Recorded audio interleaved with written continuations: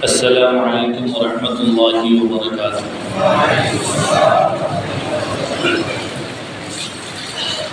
إن الحمد لله نحمده ونستعينه ونستغفره ونؤمن به ونتوكل عليه ونعوذ بالله من شرور أنفسنا ومن سيئات أعمالنا من يهده الله فلا مضل له ومن يضلله فلا هادي له وأشهد أن لا إله إلا الله وحده لا شريك له وأشهد أن محمدا عبده ورسوله أما بعد فقد قال الله تعالى في القرآن المجيد والفرقان الحميد ربنا وابعث فيهم رسولا منهم يتلو عليهم آياتك ويعلمهم الكتاب والحكمة ويزكيهم إنك أنت العزيز الحكيم. وقال الله تعالى في سورة أخرى وإذ قال عيسى ابن مريم يا بني إسرائيل إني رسول الله إليكم مصدقا لما بين يدي من التوراة ومبشرا برسول يأتي من بعد اسمه أحمد فلما جاءهم بالبينات قالوا هذا سحر مبين. صدق الله مولانا العظيم. سبحانك لا علم لنا إلا ما علمتنا إنك أنت العليم الحكيم. ربي زدني علما نافعا ربي اشرح لي صدري ويسر لي أمري واحلل عقدة من لساني يفقهوا قولي. اللهم صل على محمد وعلى آل محمد كما صليت على إبراهيم وعلى آل إبراهيم إنك حميد مجيد. اللهم بارك على محمد وعلى آل محمد كما باركت على إبراهيم وعلى آل إبراهيم إنك حميد مجيد. محترم মুসল্লিয়ান ইকরাম, আজকে রবিউল আউয়াল মাসের 11 তারিখ। আল্লাহ পাক রব্বুল ইজ্জত যখন কাউকে কোনো বড় জিনিস দিতে চায় তো আল্লাহ তাআলা তাকে পরীক্ষা করেন, খুব ভালো করে পরীক্ষা করেন, খুব ভালো করে পরীক্ষা করেন। এবং আল্লাহ যদি দিতে চান তো আল্লাহ তাকে পরীক্ষায় উত্তীর্ণ হওয়ার তৌফিক দান করেন। পরীক্ষা করনেওয়ালাও আল্লাহ, আবার সেই পরীক্ষায় পাশ করাইয়া দেওয়ার তৌফিক দেওয়ালাও আল্লাহ। এমন নয় যে আল্লাহ পরীক্ষা করতেছে তাকে ফেল করাইয়া দেওয়ার জন্য, না। আল্লাহ যখন ওনাকে মনোনীত করেছেন দেবেন জিনিসটা, তো আল্লাহ তাকে পরীক্ষা করে নিয়ত হইল, আল্লাহ তাআলার ইচ্ছা হইল তাকে পরীক্ষা করিয়া যেই জিনিসটা দেবেন সেই জিনিসের উপযোগী করে তোলা। ফেল করার উদ্দেশ্য না, উপযোগী করে তোলা, এটাই হইল উদ্দেশ্য। তো আল্লাহ তাআলা যখন বান্দাকে কোনো মুসিবত দেন আর বান্দা যখন ওই মুসিবতে সবর করে, তাহলে সে ওই কাজের জন্য আস্তে আস্তে তৈয়ার হইতে থাকে এবং যোগ্য হয়ে যায়। আর যখন পরিপূর্ণ যোগ্য হয়ে যায় তো আল্লাহ তাআলা তাকে সেটা দান করে বসে থাকে। একই জিনিস এই পুরো দুনিয়াকে সাজানোর জন্য আল্লাহ তাআলা আদম আলাইহিস সালাম থেকে নিয়ে আমাদের নবী পর্যন্ত লক্ষাধিক নবী রাসূল পাঠিয়েছেন। ওনাদের কাজ হইল ইউখরিজুহুম মিনাজ যুলুমাতি ইলা নূর, মানুষকে অন্ধকার থেকে আলোর পথে নিয়ে আসবে, হিদায়াতের পথ দেখাবে, জাহান্নাম থেকে জান্নাতের দিকে নিয়ে যাবে। নবীদের কাজই হইল এটা। আর নবীদের মধ্যে সর্বশেষ নবী, নবীদের মধ্যে সর্বশ্রেষ্ঠ নবী মুহাম্মদুর রাসূল সাল্লাল্লাহু আলাইহি ওয়াসাল্লাম, শেষ নবী এবং শ্রেষ্ঠ নবী। নবীজির সম্মান কত বেশি, নবীজির মর্যাদা কত বেশি, নবীজির মর্তবা কত বেশি, এটা একজন মানুষের পক্ষে বর্ণনা করা কখনো সম্ভব না। কিন্তু তাবরানী শরীফের এক হাদিসের মধ্যে রাসূলুল্লাহ সাল্লাল্লাহু আলাইহি ওয়াসাল্লাম বলেন, তাবরানী শরীফের হাদিস, রাসূলুল্লাহ আবু হুরায়রা থেকে বর্ণিত যে রাসূলুল্লাহ সাল্লাল্লাহু আলাইহি ওয়াসাল্লাম বলেন, ইন্নাল্লাহা খালাকা সাবআ সামাওয়াতিন ওয়া মিনাল আরদি মিসলাহুন্না, আল্লাহ তাআলা 7টা আসমান বানাইছেন, 7টা জমিন বানাইছেন। এটা হাদিস শোনাচ্ছি। তেমনি ভাবে একই কথা আল্লাহ তাআলা কোরআন শরীফেও বলেছেন, ইন্নাল্লাহা খালাকা সাবআ সামাওয়াতিন ওয়া মিনাল আরদি মিসলাহুন্না, আল্লাহ 7টা আসমান বানাইছেন, অনুরূপ জমিনও বানাইছেন। কোরআন শরীফে আল্লাহ বলেন ইয়াতানাজ্জালুল আমরু বাইনাহুন্না, সাত আসমানের যেরকম আল্লাহ তাআলার আদেশ ও নিষেধ চলে, সাত জমিনে যারা আছে সেখানেও আল্লাহ তাআলার আদেশ ও নিষেধ চলে। সব জায়গাতেই চলে আল্লাহ তাআলার আদেশ ও নিষেধ। কোনো আসমান আল্লাহর হুকুমের বাইরে নয়, কোনো জমিন আল্লাহর হুকুমের বাইরে নয়, কোনো মখলুক আল্লাহর হুকুমের বাইরে নয়, কোনো বড় থেকে বড় জীবজন্তু আল্লাহর হুকুমের বাইরে নয়, কোনো ছোট থেকে ছোট জীবজন্তু আল্লাহ তাআলার হুকুমের বাইরে নয়। এমনকি আমার মাথা থেকে পা পর্যন্ত পুরো শরীর যেরকম আল্লাহর হুকুমের বাইরে নয়, আমার শরীরের ভিতরে ছোট্ট ছোট্ট কোনো পোকামাকড় যদি শরীরের ভিতরে থাকে, এই শরীরের ভিতরে ছোট ছোট পোকামাকড় আল্লাহ তাআলার হুকুম মানিয়ে চলে, সবাই মানিয়ে চলে। তো হাদিসের মধ্যে আসতেছে, তাবরানী শরীফের হাদিসে যেটা আমি শুনাইতেছিলাম, যে রাসূলুল্লাহ সাল্লাল্লাহু আলাইহি ওয়াসাল্লাম বলে সাত আসমান বানাইছেন, সাত জমিন বানাইছেন, সাত জমিনে আল্লাহ তাআলা মানুষ পাঠাইছেন। এই পৃথিবীতে যেরকম আমরা মানুষ বসবাস করতেছি, সাত জমিনে আল্লাহ তাআলা মানুষ পাঠাইছেন। আদমুন কাআদমিকুম ওয়া ইব্রাহিম কাইব্রাহিমিকুম ওয়া নূহুন কানূহিকুম ওয়া মূসা কামূসাকুম ওয়া ঈসা কাঈসাকুম ওয়া নাবিয়্যুন কানাবিয়্যিকুম। তাবরানী শরীফের হাদিসে আছে, এই জমিনে যেরকম আল্লাহ আদম পাঠাইছেন, তো সাত জমিনে আদম পাঠাইছে। এই জমিনে যেরকম নূহ আছে, ইব্রাহিম আছে, মূসা আছে, ঈসা আছে, নবী আছে, সাত জমিনের মধ্যে মূসা, ঈসা, নবী আছে।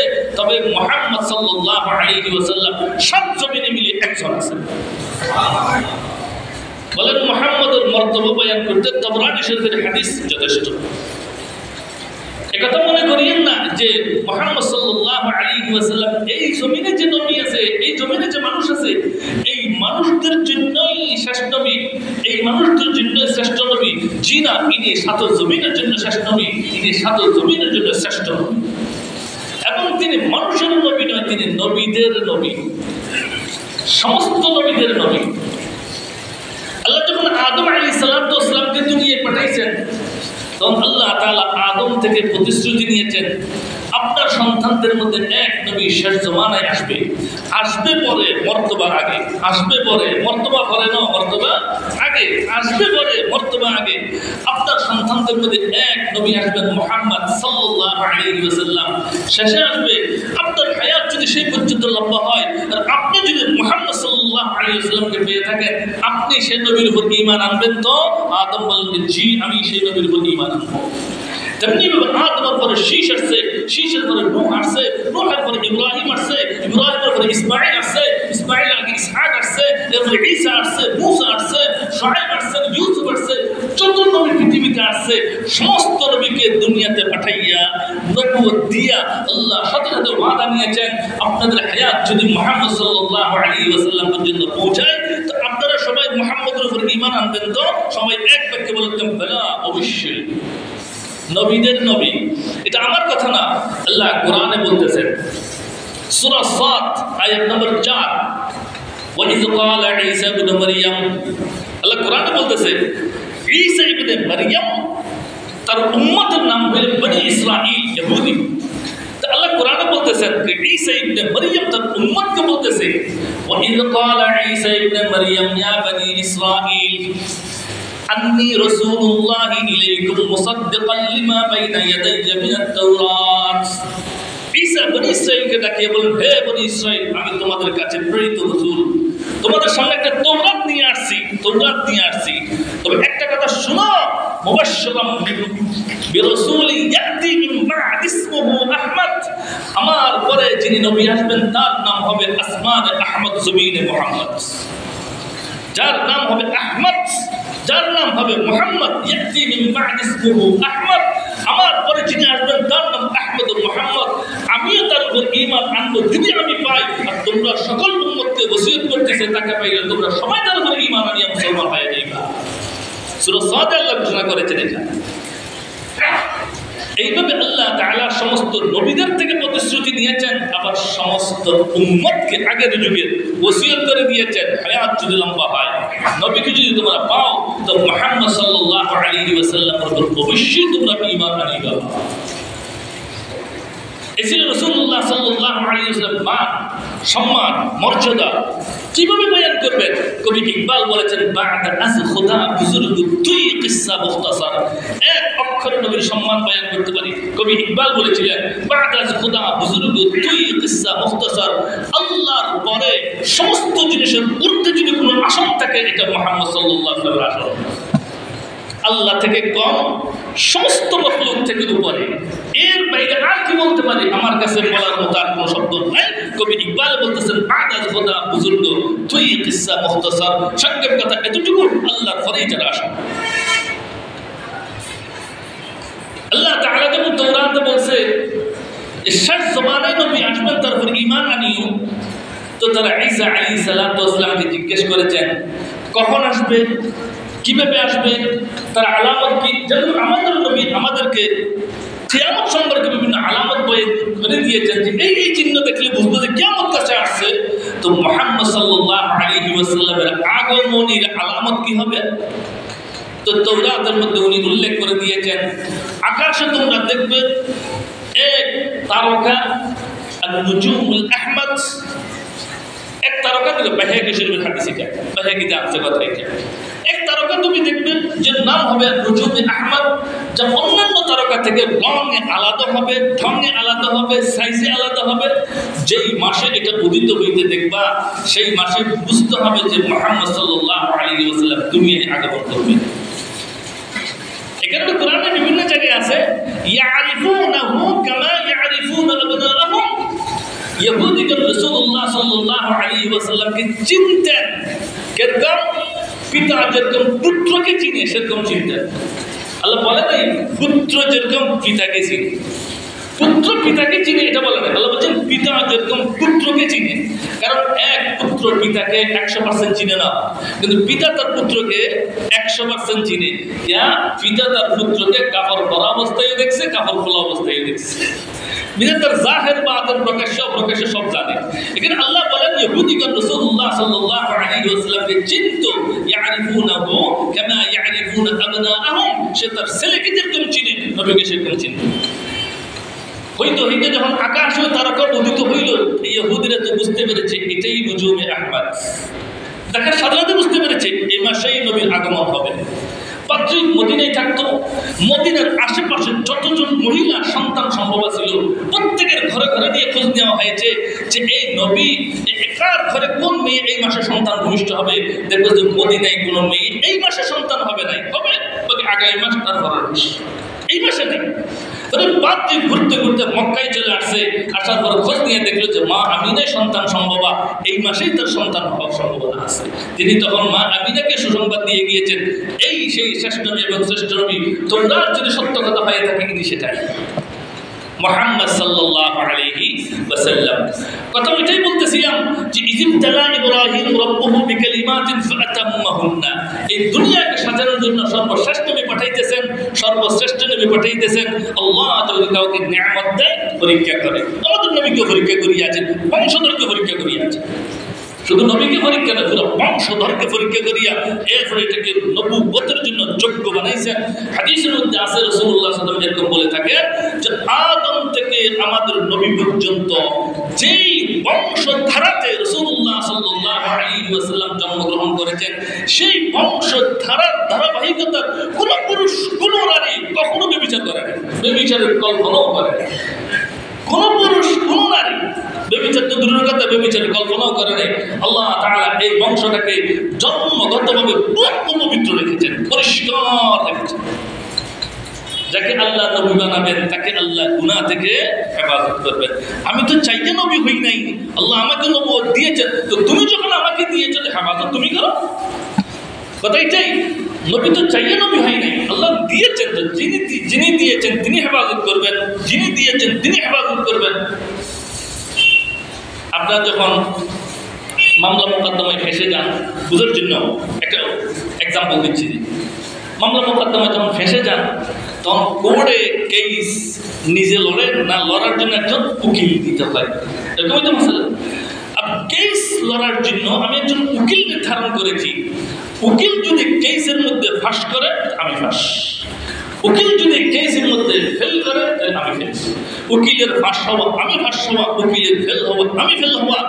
নবীকে নবুয়ত দেওয়ার জন্য আল্লাহ নিজে ওকিল, আর আল্লাহ ওকিল হইলে ফেল হওয়ার কোনো সিস্টেম নাই। ওয়াকাফাল্লাহু বিহি ওয়াকাফা বিল্লাহি ওয়াকিলা। কোরআন শরীফ উল্টান না, বিভিন্ন জায়গায় আছে কথা এটা। ওয়াকাফা বিল্লাহি ওয়াকিলা, যে আল্লাহকে ওয়াকিল বানাইছে সে দুনিয়াতেও ফাঁস আখিরাতেও ফাঁস।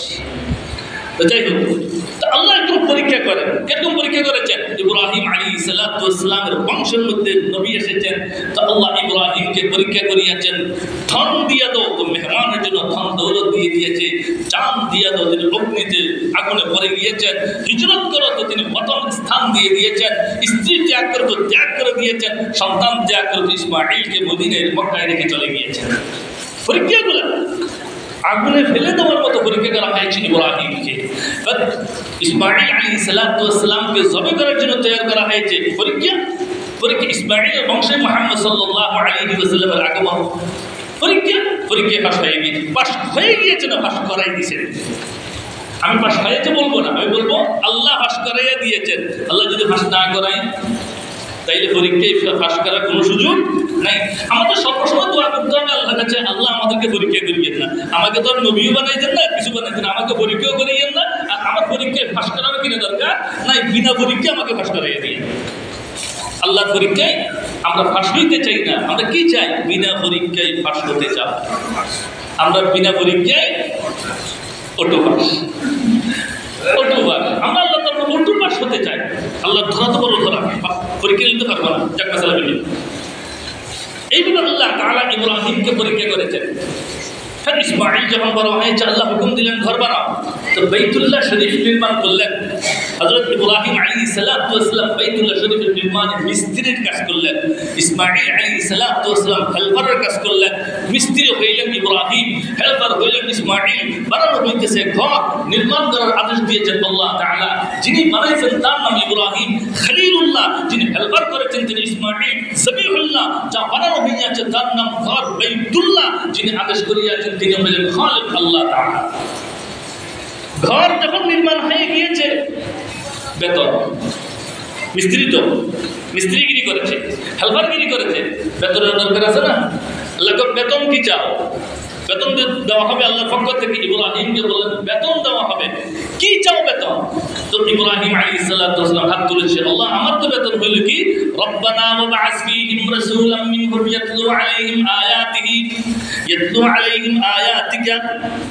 সূরা বাকারা থেকে তেলাওয়াত করতেছি। হাত উঠাইছেন, আল্লাহ আমার বেতন হইল ওয়াবআস ফীহিম রাসূলাম মিনহুম, আল্লাহ আমার বংশধর থেকে এই মক্কা শরীফের মধ্যে শ্রেষ্ঠ নবী মুহাম্মদ সাল্লাল্লাহু আলাইহি ওয়াসাল্লামকে আমার বেতন স্বরূপ এখানেই দিয়ে দেন। আমি দুনিয়ার লক্ষ টাকা চাই না, আখিরাতের জান্নাতও তিনি চাই নাই। দুনিয়ার লক্ষ টাকাও দোয়া করে নাই, ঘর নির্মাণ করার পর দোয়া করতেছে বেতন কি, রব্বানা ওয়াবআস ফীহিম রাসূলাম মিনহুম ইয়াতলু আলাইহিম আয়াতিক ওয়া ইউআল্লিমুহুমুল কিতাবা ওয়াল হিকমাতা ওয়া ইউযাক্কিহিম। আমার বেতনই হইল মুহাম্মদ সাল্লাল্লাহু আলাইহি ওয়াসাল্লামকে দুনিয়ার মধ্যে আমার বংশধর থেকে পাঠাইলেন, আমার বংশধর থেকে পাঠাইলেন। কে দোয়া করতেছেন? খলিলুল্লাহ। দোয়াতে হাত উঠাইয়া আমিন কে বলতেছে? ইসমাঈল জবিহুল্লাহ। আর কি দোয়া করা হইতেছে? শেষ জামানায় যেন তোমার বংশধর থেকে রাসূলুল্লাহ হয়ে দেওয়া হয়। আমি আপনাকে বলি, রাসূলুল্লাহ শব্দ অর্থ হলো আল্লাহ রাসূল। রাসূলুল্লাহ শব্দ অর্থ হলো আল্লাহ রাসূল। বলেন আদম আল্লাহ রাসূল, আদম রাসূলুল্লাহ আরবিতে বললেন, কথা বুঝে নিয়ে আল্লাহ রাসূল আরবিতে রাসূলুল্লাহ। তো আদম রাসূলুল্লাহ, নূহ রাসূলুল্লাহ, ইব্রাহিম রাসূলুল্লাহ, ইসমাঈল রাসূলুল্লাহ, মূসা রাসূলুল্লাহ, ঈসা রাসূলুল্লাহ, সবাই তো রাসূলুল্লাহ। কিন্তু কিতাবের কোন জায়গাতে দেখবেন না আদম রাসূলুল্লাহ। আল্লাহ রাসূল তো ঠিকই আছে, কিন্তু কি বলা হয়? লা ইলাহা ইল্লাল্লাহ আদমুস সফিয়ুল্লাহ। আদমের নামের পিছে রাসূলুল্লাহ লাগাই নাই, লাগানো হয়েছে সফিয়ুল্লাহ। ইব্রাহিম লা ইলাহা, প্রত্যেক উম্মতে ঈমান আনার সময় লা ইলাহা ইল্লাল্লাহ তার নবীর নাম বলতে হবে। যেটা আমরা বলি মুহাম্মদ রাসূলুল্লাহ, তো ওনাদের উম্মতে ঈমান আনার সময় কি বলবে? আদমের উম্মত ঈমান আনতে কলমা পড়বে লা ইলাহা ইল্লাল্লাহ আদম সফিয়ুল্লাহ। ইব্রাহিমের উম্মত বলবে লা ইলাহা ইল্লাল্লাহ ইব্রাহিম খলিলুল্লাহ। ইসমাঈলের উম্মত বলবে লা ইলাহা ইল্লাল্লাহ ইসমাঈল জবিহুল্লাহ। নূহ আলাইহিস সালাতু ওয়াস সালাম উম্মত বলবে লা ইলাহা ইল্লাল্লাহ নূহ নজিয়ুল্লাহ। আর মূসা আলাইহিস সালাতু ওয়াস সালাম উম্মত বলবে লা ইলাহা ইল্লাল্লাহ মূসা কালিমুল্লাহ। কালিমুল্লাহ, ঈসার উম্মত বলবে লা ইলাহা ইল্লাল্লাহ, ঈসা রূহুল্লাহ। আর আমরা কলমা পড়তে কি বলবো? লা ইলাহা ইল্লাল্লাহ মুহাম্মাদুর রাসূলুল্লাহ। সবগুলোই রাসূলুল্লাহ, কিন্তু কলমাতে রাসূলুল্লাহ আছে আমাদের, তাদের নাই। আমাদের, তাদের নাই। কেন নাই? কারণ হইল তাদের রাসূলুল্লাহর মধ্যে রাসূলুল্লাহ শেষ হয় না, আমাদের রাসূল আসে রাসূলুল্লাহ শেষ হয়ে গিয়েছে। এই কারণে বলা হয় ওগুলা সফিউল্লাহ, জবিহুল্লাহ, খলিলুল্লাহ, নজিউল্লাহ, রূহুল্লাহ, কালিমুল্লাহ, মুহাম্মাদুর রাসূলুল্লাহ। তাহলে হযরতে ইব্রাহিম আলাইহিস সালাতু ওয়াস সালাম আল্লাহর কাছে কি দোয়া করেছেন? রব্বানা ওয়াবআস ফীহিম রাসূলাম মিনহুম, আল্লাহ আপনি রাসূল পাঠান আমার বংশধর থেকে। সে রাসূলের কাজটা কি হবে? এক, ইয়াতলু আলাইহিম আয়াতিক, কোরআন পরিষ্কার শুদ্ধভাবে উম্মতকে শিখাবেন। এক নম্বর 2, ওয়া ইউআল্লিমুহুমুল কিতাবা, এর অর্থ শিখাবেন। নম্বর 3, ওয়াল হিকমাতা, এর ব্যাখ্যা শিখাবেন। নম্বর 4, ওয়া ইউযাক্কিহিম, আত্মশুদ্ধি করে দেবেন, অন্তর পরিষ্কার করে দেবেন। আল্লাহর কাছে ইব্রাহিম আলাইহিস সালাতু ওয়াস সালাম ওই নবীর দোয়া করেছেন যে নবীর কাজ হবে চারটা। এক, সে কোরআন তেলাওয়াত করে শোনাবেন। 2, কোরআনের অর্থ শিখাবেন। 3, কোরআন থেকে তাফসীর শিখাবেন, মাসালা মাসাইল শিখাবেন। 4, ওয়াইযাক্কিহিম, আত্মশুদ্ধি করে দেবেন, অন্তরকে পরিষ্কার করে দেবেন। এই 4 কাজ দিয়ে নবী করিম সাল্লাল্লাহু আলাইহি ওয়াসাল্লাম দুনিয়ায় আগমন করেছেন। ভিন্ন আয়াতে আল্লাহ তাআলা বলেন, ওয়াল্লাযী বা'আসা ফিল উম্মিয়িনা রাসূলাম মিনহুম ইয়াতলু আলাইহিম আয়াতিহি ওয়া ইউযাক্কিহিম ওয়া ইউআল্লিমুহুমুল কিতাবা ওয়াল হিকমা ওয়া ইন কানু মিন ক্বাবলু লাফি যালালিম মুবিন। আমি একজন শ্রেষ্ঠ নবী পাঠাইছি, যার কাজ হবে চারটা। তো একটা গেল ইমতিহান, পরীক্ষা দিয়েছেন, পরীক্ষা বুঝাইলাম যে আল্লাহ তাআলা পরীক্ষা নিয়েছেন একটা। হইতে রাসূলুল্লাহ সাল্লাল্লাহু আলাইহি ওয়াসাল্লাম পরম্পর বংশধরাই যখন শেষে চলে আসলো, তো রাসূলের দাদার নাম আব্দুল মুত্তালিব, মূল নাম শাইবা। মূল নাম আব্দুল মুত্তালিব না, মূল নাম হইল, আসল নাম শাইবা। শাইবা শব্দের অর্থ হইল বুড়া, নাম রাখছে বুড়া। ছোটকালে জন্মের পরে ওনার মাথার কিছু চুল সাদা ছিল, এই কারণে বুড়া নাম রাখে দিয়েছে আরবিতে শাইবা। জন্মের কিছুদিন পরে বাবা মারা গিয়েছে। মারা যাওয়ার কারণে দারিদ্রতা ছিল, মা ছেলেকে নিয়ে মক্কা থেকে মদিনায় চলে গিয়েছেন বাপের বাড়ি, সেখানে গিয়ে লালিত পালিত হইতেছে। শাইবার এক চাচা ছিল, নাম হইল মুত্তালিব। এক চাচা ছিল, চাচার নাম মুত্তালিব। তো মুত্তালিব খবর পাইছে যে ওনার ভাতিজা শাইবা মদিনাতে বড় হতদরিদ্র অবস্থায় কাটাইতেছে, অথচ চাচা খুব ধনী। তখন তিনি সেখানে গেলেন মদিনায়, ওনাকে নিয়ে আসবেন। গিয়ে দেখলেন যে এক যুবক তীরন্দাজির খেলা হচ্ছে, তীরন্দাজির সেখানে ওই যুবক যে তীর লাগায় সেটা খুব দ্রুত বেগে নিশান লেগে যায়, মানুষের আকর্ষণ সে করেছে। মুত্তালিব জিজ্ঞেস করলেন, এটা আপনার ভাতিজা? আচ্ছা, বাপ মারা যাওয়ার পরে মা তাকে ছোটকালে নিয়ে আসছিল, এখন তো সে অনেক বড় হয়ে গিয়েছে, তো সে মার সাথে কথা বলেছে, আমি আমার ভাতিজাকে ফেরত দিতে চাই। এলাকাবাসী বলল, দিয়ে দাও, তুমি গরিব মানুষ, সে ওখানে গেলে শাহী বসবাস করবে, নিয়ে আসছেন। আব্দুল মুত্তালিব, শাইবা এখানে আনার ওনার নাম হয়েছে আব্দুল মুত্তালিব, যেহেতু মুত্তালিবি নিয়ে আসছে এখানে নাম হয়ে গিয়েছে আব্দুল মুত্তালিব, মানে মুত্তালিবের গোলাম, এই নাম হয়ে গিয়েছে। লম্বা কাহিনী, ওদিকে আমি যাচ্ছি না। নিয়ে আসার পরে ওনার চৌকস, চালাকি, সাহসিকতা, দুর্দম্য, উদ্যমতা সমস্ত কিছু মিলিয়া মক্কার মানুষ ওনাকে ডাকিয়ে বলল, আজ থেকে মক্কার সাবির জিম্মাদারি তোমাকে দিয়ে দেওয়া হবে। আব্দুল মুত্তালিব আসতে না আসতে মক্কার চাবির জিম্মাদার। আব্দুল মুত্তালিব বিয়ে করেছে, হইতে তার 10টা সন্তান হয়েছে। স্বপ্ন দেখলো তিনি জমজমের পানি বের করতেছেন, তো তিনি জমজমের পানি বের করলেন। লম্বা কাহিনী, সিয়ারু আলামিন নুবালাতে কথা এটা আছে। আল্লামা ইবনে কাসির রাহমাতুল্লাহি আলাইহি লিখেছেন সিয়ারু আলামিন নুবালা। জমজমের পানি বের করে নিয়ে আসছেন। জমজমের পানি জমানার পরিবর্তনের কারণে মুক্তা মাটির সাথে মিশে গিয়েছিল, অনেক দিন ধরে মিশানো নাই। তিনি স্বপ্ন দেখেছেন এবং স্বপ্ন অনুসারে তিনি জমজমের পানি সেখান থেকে আবার খনন করে উত্তোলন করেছেন। যেই দিন তিনি জমজমের পানি পেলেন সেই দিন সকলের সামনে মান্যত করলেন যে এই খুশিতে আজকে আমি আমার 10টা সন্তান থেকে একটা সন্তানকে মক্কার উঠানে কোরবানি করে দেব, একটা সন্তানকে কোরবানি করব। এই মান্যত পূরণ করতে গিয়ে তিনি সন্তানদের ডাকলেন, তোমাদের 10 জনের মধ্যে কে রাজি আছো যাবো হইতে হাত তোলো। তো 10 জনের 10 জন সবাই হাত তুলছে, আমরা 10 জনই রাজি আছি। এরকম মহতি কাছে নিজেকে কোরবান করে দিতে পারলে আমার জন্য সৌভাগ্য, রাজি আছি। সে বললেন একজন, লটারি দাও। লটারি দেওয়া হইল, লটারিতে নাম উঠে গিয়েছে আব্দুল্লাহ, রসুলের পিতাজি আব্দুল্লাহর নাম উঠেছে। সব ভাই বললো এটা সবার থেকে ছোট ভাই, আদরের ভাই, লটারি তার নামটা বাদ দিয়ে বাকিদের নামে লটারি দিতে থাক। সে বললো কেন, জান্নাতে তোমরা যাইবে তো আমি যাবো না, আমার নামও থাকতে হবে। লটারি আবার দাও, আবার লটারিতে দিয়েছে, আবার আব্দুল্লাহর নাম উঠে গিয়েছে। এখন এরা কেউ আব্দুল্লাহকে কোরবানি করতে রাজি নেই। আব্দুল্লাহ কোরবানি হইতে রাজি, কিন্তু কেউ আব্দুল্লাহকে কোরবানি দেবে এটা রাজি নেই।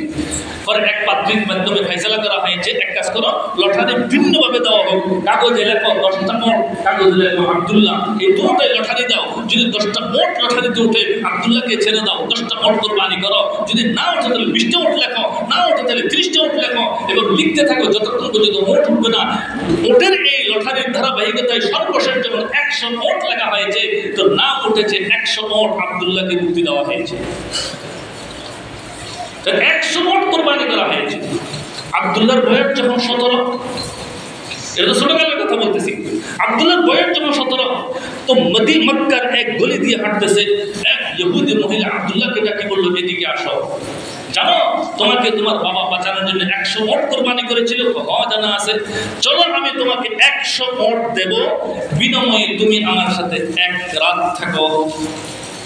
আব্দুল্লাহ বললেন, তুমি কি আমাকে বাজারের ছেলে মনে করেছ? আমার বাবা এক সর্দার, আমি সর্দারের ছেলে, আমি সর্দারের ছেলে, আমি নেতার ছেলে। নেতার ছেলে কখনো এই সমস্ত কাজ করতে পারে না, যাও দূর হয়ে যাও। বলে নেতার ছেলে খারাপ কাজ করতে পারে না, নেতার ছেলে বুলিয়ে চাঁদাবাদি চলে, বাদ করে নাই, চলে আসছেন তিনি। আব্দুল্লাহ মা আমিনার সাথে বিবাহ বন্ধন আবদ্ধ হয়ে গিয়েছেন। আব্দুল্লাহর বয়স তখন 17, মা আমিনার বয়স 15। এই বয়সে বিয়ে হয়েছে। এর কিছুদিন পরে ওই ইহুদি মহিলার সাথে বাজারে আবার দেখা হয়েছে, সুন্দর তরুণী, যুবক, শিক্ষিত মেয়ে। আব্দুল্লাহ ডাকতে, এদিকে আসো, তুমি আমাকে ওই দিন 100 মোট দিয়া জানার জন্য প্রস্তাব দিয়েছিলা, 100 মোট দিয়া জানা করার দরকারটা কি আছে? চলো বিয়ে করে নি। জানাতে যে কাজ, বিয়ে তো সে কাজ, অবৈধ করবো কেন? বিয়ে করে চলো, বিয়ে করে নি তোমাকে। তো মেয়ে আব্দুল্লাহর মাথা থেকে পা পর্যন্ত তাকাইয়া বলে, ভাই সেই দিন আমি 100 মোট দিতে চাইছিলাম 1 রাত থাকার জন্য, আজ তুমি আমাকে সারা দুনিয়াও যদি দিয়ে দাও, এক বিয়ে করে তো দূরের কথা 1 রাতও থাকতে আমি রাজি। কেন থাকতে রাজি নাই? আমি তৌরাতের হাফেজ, আমি ইহুদি এক সর্দার নেই, তুমি কি আমাকে পতিতালয়ের মেয়ে মনে করেছ? আমি কি দেহ ব্যবসায়ী?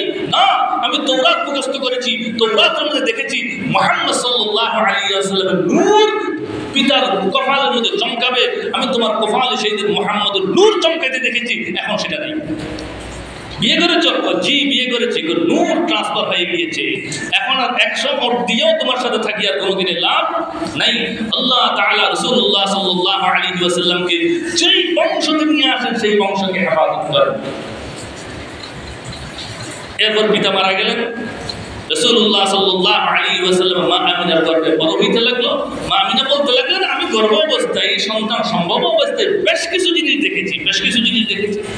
যেই দিন রাসূলুল্লাহ সাল্লাল্লাহু আলাইহি ওয়াসাল্লাম দুনিয়ায় ভূমিষ্ঠ হবে, যেই দিন ভূমিষ্ঠ হবে সেই দিন বাদশা নওশিরওয়া স্বপ্নের মধ্যে দেখতেছে, স্বপ্নে দেখতেছে যে ওনার ওটগুলাকে আরবি ঘোড়াই তারাই বের করে দিচ্ছে।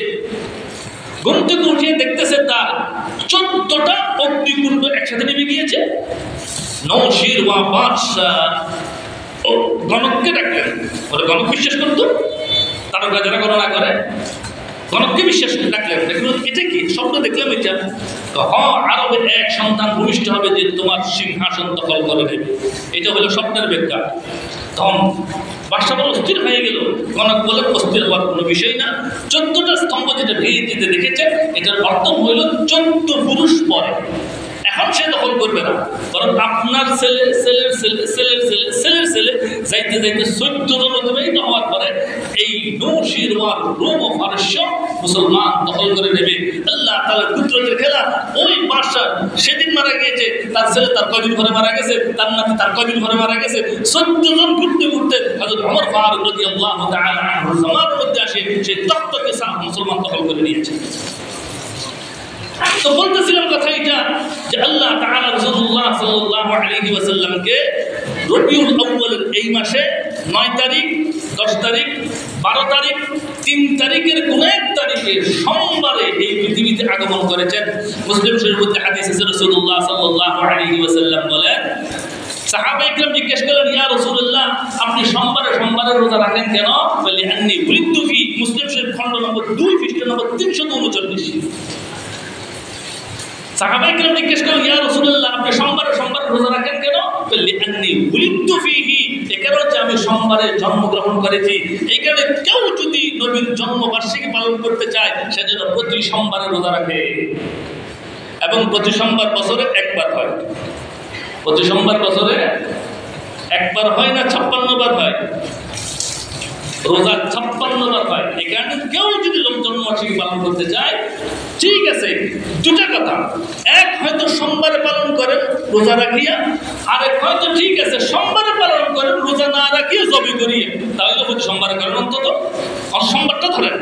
রোজা না রাখলেও জবে করেন, হয়তো রোজা রাখেন না তো জবে করেন, কিন্তু সোমবারটা ঠিক রাখিয়ে। আমি মানা করবো না আপনার যদি প্রতি সোমবারে জবে করেন, অসুবিধা নেই, গোশত আমাদের জন্য হালাল হয়ে যাবে, আমরা প্রতি সোমবারে খেয়ে দেব, কিন্তু এটাও করবে না ওইটাও করবে না। তো দোনোগুলো যদি না করেন, হাদিস মানলেন কোন জায়গা থেকে? বিন্দু মাসাল।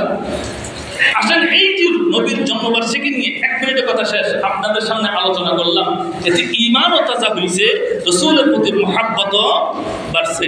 বলেন কোন স্বামী যদি তার স্ত্রীকে মহব্বত করে, কোন স্বামী যদি তার স্ত্রীকে মহব্বত করে আর মহব্বত করিয়ে তাকে জড়াইয়া ধরে, মহব্বত করে, ভালোবাসা প্রকাশ করে, কিন্তু তার শাড়িও কিনে দেয় না, স্বর্ণও কিনে দেয় না, কাপড় চোপড়ও কিনে দেয় না, ভাত কাপড়ও দেয় না, এই ব্যক্তি মহব্বত করিয়া স্ত্রীকে ভালোবাসলো না প্রতারক? এ প্রতারক। তেমনিভাবে কোনো ব্যক্তি যদি রাসূলকে মহব্বত করে, রাসূলের আশিক বলিয়ে স্লোগান দেয়, কিন্তু মাথা থেকে পা পর্যন্ত রাসূলের সুন্নতের শিক্ষা তার কাছে নাই, এই ব্যক্তি রাসূলের আশিক নয়, এই রাসূলের প্রতারক।